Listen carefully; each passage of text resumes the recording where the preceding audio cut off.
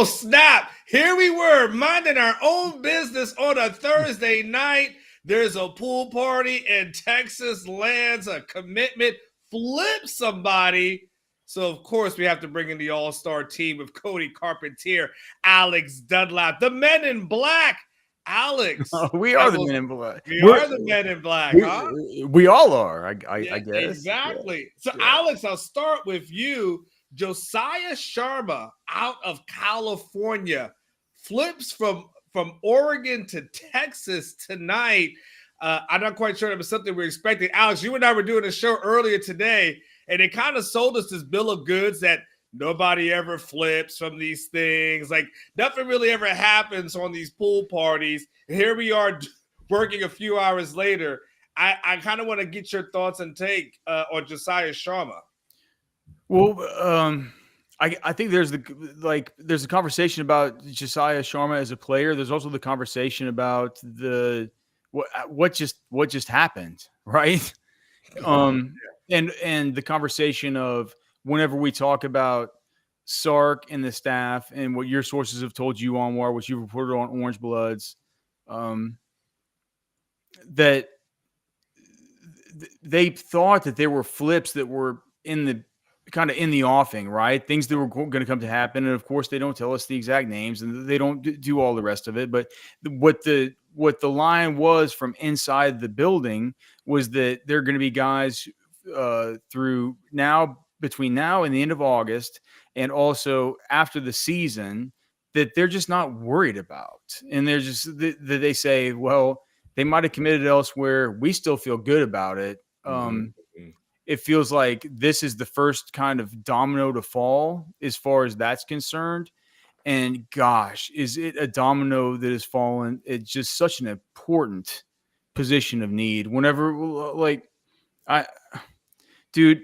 look at it, so this year, the guys that are going to be taking up probably between 85 to 90% of snaps for the Texas Longhorns along the interior defensive line: Vernon Broughton, Alfred Collins, Tialoe, how do you say his name? Tialoe, Savea, Tia Savea, Bill Norton, Jermaine Lole. All those guys are gone after this year, right? Three of those guys are mercenaries that have been brought in. Behind them, you have guys like Jerry Bledsoe, Aaron Bryant, Cedar Mitchell, Alex January, Melvin Hills. Moving forward, especially after losing Brandon Brown, it's like, well, are you going to have to go for these mercs every year at defensive tackle, at 3 technique, at nose shade? I'll be interested to hear from Cody whether he likes, whether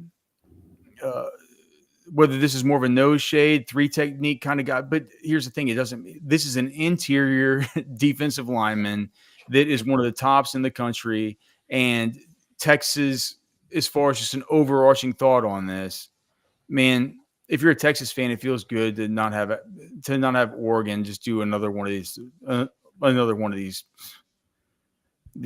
whatever banana in the tailpipes to you, right? It's like it's felt like Oregon's been coming around and just been like, man, like we're gonna take Texas cornbread, and it's a big time flip, big time player. We'll talk about him as a player, but as far as the macro deal, we're talking about a dude who's going to be entering as one of 6 scholarship players coming into next season as far as these interior defensive linemen. Cody, give us your big picture thoughts before we start to dissect this, line by line, precept upon precept. I think the first thing is, you guys went over the list on the show this morning. I was on with Chad at noon talking about it, and Josiah Sharma's name, if I correctly remember, was not even on the board, like as far as something that was, hey, he's going to be here today. Like, this is interesting because he's committed to Oregon. Like, it wasn't even in the conversation. And so, we obviously had a bunch of other people show up a bunch of other prospects show up today to the barbecue and pool party that we didn't know were going to be there. And it just happens that he was one of them who was committed to Oregon. There's a couple others that are committed to other schools, including, I think, a defensive tackle committed to Alabama. And it's like newfound money because you kind of thought you lost it. And it's like, oh, I guess I got that $100 bill I'm still in my pocket. And I just I keep looking at your shirt, Anwar, and I think that fits perfect for right now. If you ain't first, you're last. You were Bobby. Bring it, Bobby. Sharma. Yeah. And that's it. So Alex and Cody and Alex, I'll start with you, and Cody, I want you to get your thoughts together. Let's talk about him as a player. When you've looked at him on film and you've analyzed the film, and this is what makes Alex and Cody so good, because this is what they do for a living. Give me your expertise as to, and your insight as to what you see on film.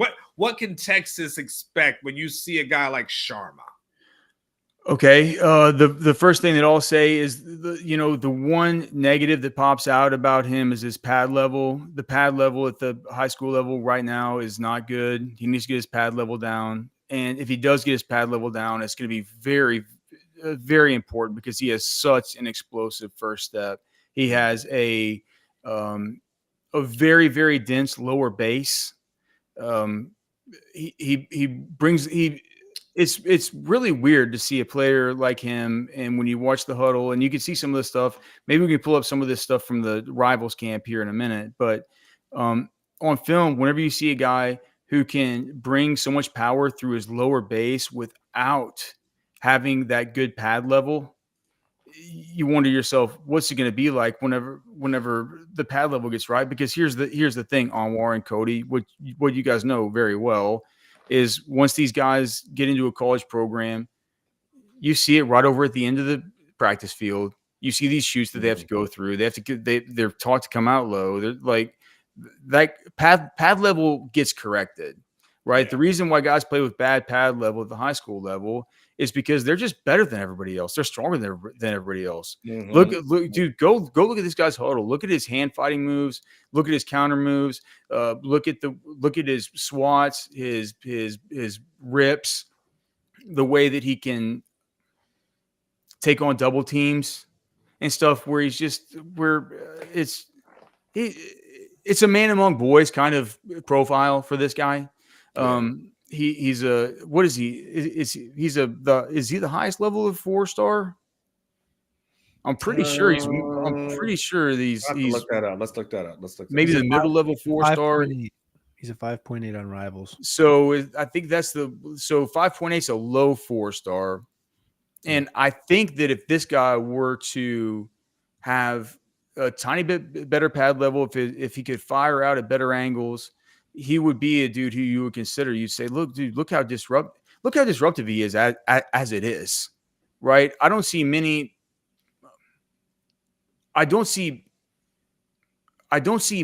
flaws in my scouting evaluation of Sharma. The one that I did months ago, right? Whenever it was kind of before he committed to Oregon, and whenever we were sort of considering this guy as somebody that might be coming to Texas,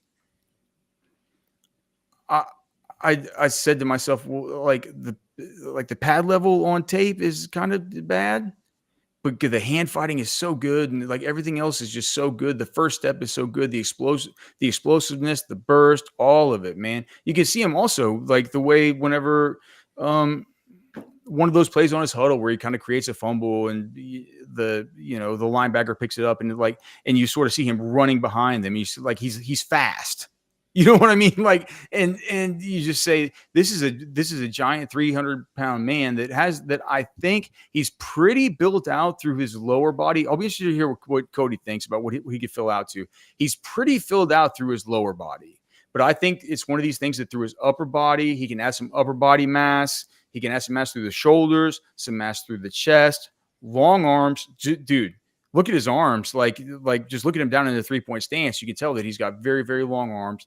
I think that he's the kind of player who is going to be much better at the college level than he even is at the high school level. Of course, he's going to be playing versus much better competition, at the college level than he is versus these high school guys. But very, very, very impressive tape, man amongst boys tape, the kind of tape where you look at it and you say, dude, some of the technique is not exactly right, but whenever you're him, it's like you can dominate the game without it being exactly right.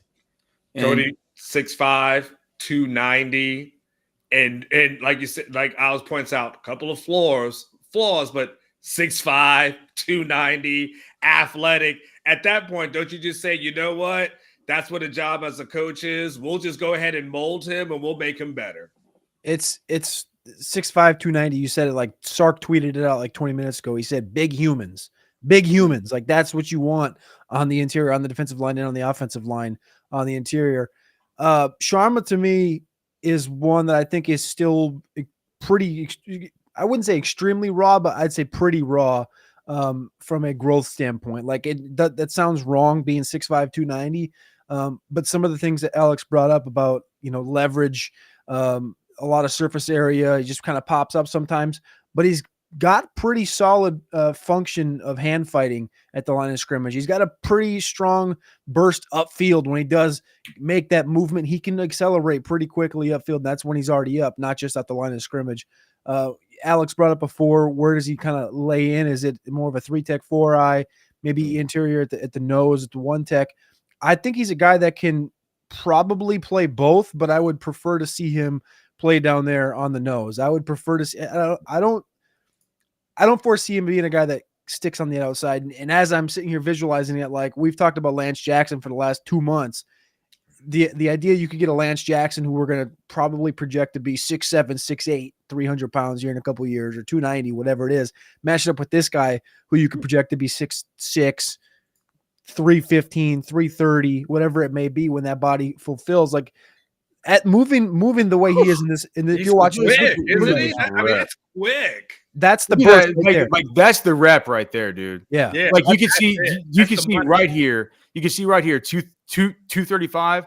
The minute that his leverage gets like this, done. The minute this leverage gets like this, Sharma's like, I'm sorry, I'm ripping through and I'm coming around. And that's just like it's right there. It's right a there. very, very impressive bit of burst upfield. Sometimes whenever he gets stood up just right like this, that's a bad rep for him, right? That kid learned. That kid's going to learn right there, right? Whenever this, he's going to learn real quick. Whenever this guy gets his hands on me to start, and he comes up with this kind of crane technique thing. Right. And he gets he gets my base pulled this way. He's going to be coming around like this. Dude, I think what I'm trying to say is this is an opportunistic player that shows his ability constantly to be a baller. Now, it's at the high school level. And if you watch the huddle film, what you're going to see is a lot of plays versus screens and stuff like that, where but look, even when you see those plays and you see him diagnose screens and you see him having to, get into his gap and then diagnose where this play's going. Well, that's an important thing to see as far as his lateral agility and his ability to say like, all right, there's like, I am no longer at a jet set upfield to the passer. At this point, I need to realize that the play's going this way or this way. I need to pivot, use my lateral agility, use my speed, and get to that player. And you see that over and over and over again. Mm-hmm. And when it's somebody who, in these rivals camps, you see with this good leverage, this good hand fighting and everything, despite the fact that his pad, like he needs to work a little bit on the whole leverage side and on the whole pad level side. Coachable. But that's coachable. It's just coaching, right? It's just coaching. That's not something he can't do. That's coachable thing. That's the thing he can't do when he's coached to. That's the nice thing. That's a super coachable thing right there. Yeah, the whole thing with the lateral agility to say like, oh gosh, well, I was just firing up a gap, and now I have to completely pivot, and I have to cut on my right foot here, and I have to take a beeline down the line of scrimmage to go make this thing happen and go make the tackle 7-8 yards away. That's stuff where that shows a lot of athleticism. And I think that the fact that he's tall and the fact that he has long arms, it helps him to kind of close in spots like that. But I think the most important thing that we can just say about all this is that this is a really good defensive tackle prospect. Yeah. I don't know whether he's with one shade. Cody thinks he could play one shade. I kind of see him more as a 3-tech. But that can be a conversation that Cody and I can have on our show, like over and over again, starting, next week on Football with Friends. But what I will say is this is a major, major add at a major position of need. And it's also just a major, big, like burn orange middle finger to Oregon to just say, man, you can't, you can't just come keep taking these guys. And our guy Zach in the Slack, I'm not sure exactly what we can say that what he had said, but man, Texas wanted him, and they told the NIL guys, like, let's make sure that this happens. Yeah. And I think with that being the case, is it Anwar to you? Is this the first skin on the wall for Kenny Baker? Well, you took the words out of my mouth. So there's two things. I wanted to close with two things. One question for you, Alex, and another one question for Cody. All right. So the first question for you, Alex, you and I have done shows for almost a year now. So this is going to be how much you've paid attention. You know me, I go back to certain things that I repeat often over and over and over and over and over again, right? So what am I going to tell you about what John Gruden told me many years ago? That He's going to tell you. He's going to. I know this Anwarism. Okay. It's almost like the Jeremy Foley, University of Florida Anwarism. There you go. This one is whenever you have a man that big that can move like that, you just got to go get them because they don't grow on trees. There's not a lot of athletic 300-pound men walking the face of the earth. And when you find an athletic 300-pound man walking the face of the earth, you have to grab them. No questions asked. So that's how I feel about Sharma. Hey, he's athletic. He's 300 pounds. It is what it is. I know we got a super chat. So Jesse, hold on for a second. Cody, my question to you relates about the Kenny Baker thing. Is this kind of, we've been waiting for Kenny Baker to get a guy, especially in the interior and on that defensive line. We've been like, okay, all right, well, I guess he's a developer of talent. We have to see what happens to Alfred Collins and Vernon Broughton, I guess. I don't know. We got to hold on. Alex is depressing me with his stats, show after show. Is this a skin on the wall for Kenny Baker, though? I'm going to kind of flip it back and ask you guys a similar question into this. I think so, yes. I've also maybe been the person that's been refreshing Twitter for the last, I don't know, half an hour on Kenny Baker's page to see his interactions and his thoughts on this, but he hasn't tweeted in 2 weeks or retweeted anything in 2 weeks. So I haven't seen it. He's the one guy that hasn't done anything. So I don't know how he's feeling. I'm assuming he's pretty excited. But one thing I will say is this is the first top 12 nationally ranked defensive tackle that is committed to Texas. Again, this is not a signed commit at this point, but he's committed to Texas. It's the first top 12 defensive tackle since 2016. So of all the worry that people have had over the course of the last couple of months with Kenny Baker, it definitely feels like if he can keep Sharma committed and get him locked in this winter, I mean, this feels like the skin on the wall. This is like a year one W. That's 8 years since there's been a top 12 defensive tackle in the country committed to Texas, and that was DeAndre Christmas. But I think so. All right, Alex and Cody, this is from Hold Jesse. on, Cody. What did you say? I was reading the super chat. Did you say something about something's first since DeAndre Christmas? I'm sorry. I wasn't paying attention to what you said. What did you say? I think that's an important fact. What did you say? First top 12 nationally ranked defensive tackle committed to Texas since 2016 when DeAndre Christmas did. DCG. Wow. So that's like 8 years. And Kenny Baker, I know Kenny Baker's been started out slow, but being able to get this done, like obviously DJ Sanders is still a top 10 guy that's out there, and that's been one of conversation, but being able to get Sharma, who is ranked number 12 in the country right now, feels rather large for Kenny Baker, who's been under a lot of heat the last couple months. That's probably the best. That's probably the best point we're going to make here on the show. That really puts it in perspective. Super chats come in, so we love those. Jesse wants to say, hell yeah. Use your expertise here, Cody. Alex just hopped on. Who's he comparable to? The first thing I thought, and I know it's not going to be super sexy, but the first thing I thought was like he kind of reminds me of January as far as his tape. That's good.